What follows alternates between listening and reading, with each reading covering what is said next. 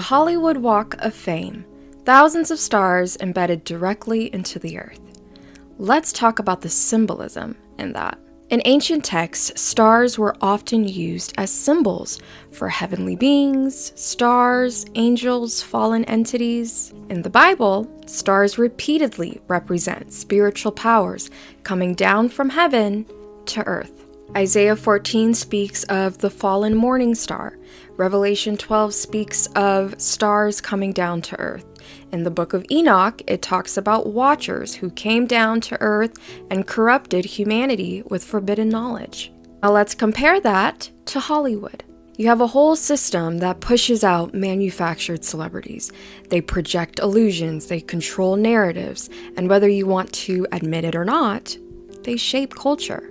And they do it by programming desires, all while performing these large rituals with this dark symbolism that they are projecting to billions of souls. So Hollywood putting stars into the earth with their names on it, to me, is like a big ritual, symbolizing heavenly power being trapped in the physical world.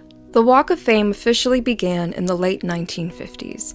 The pentagram shape itself has long been associated with protection and occult ritual depending on the tradition using it. When practicing magic, you're manipulating energy. Energy itself is neutral. It's the energy behind intention that gives the magic direction. The pentagram having 5 points symbolizes 5 elements. The microcosm, man becoming God. If you think about it, Hollywood was built on the idea that fame allows you to live forever. Scripture teaches the opposite. Matthew 16:26 asks, "What shall it profit a man if he gains the whole world, yet loses his soul?" But here's the part a lot of people don't know. The deeper question isn't whether every celebrity is evil.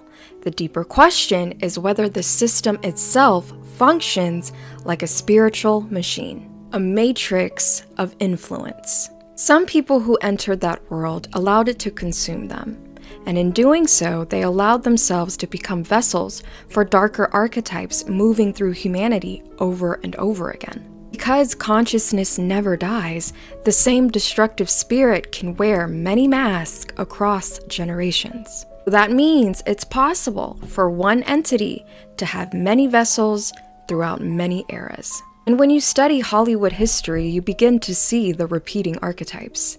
And that's where discernment comes in. Because not every star may belong to darkness. Ancient traditions across many cultures speak not only of fallen beings, but also beings of light, incarnating into the world during times of great spiritual conflict.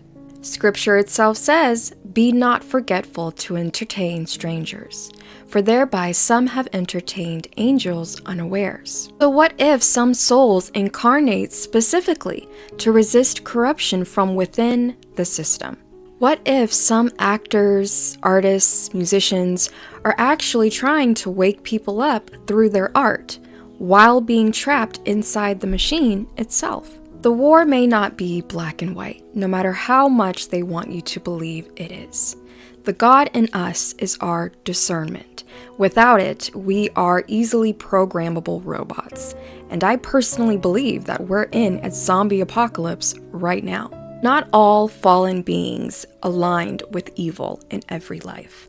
Not every person in Hollywood is consciously participating in the manipulation. Some may just be asleep in the system, just like we were, while others may be secretly fighting to expose it.